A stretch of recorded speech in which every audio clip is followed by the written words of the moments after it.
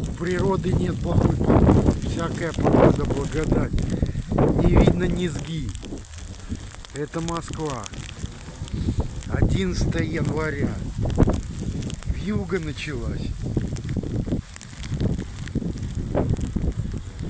Вот так вот, если на каком севере сбиться с пути в Якутии там или еще подальше, так можно и замерзнуть.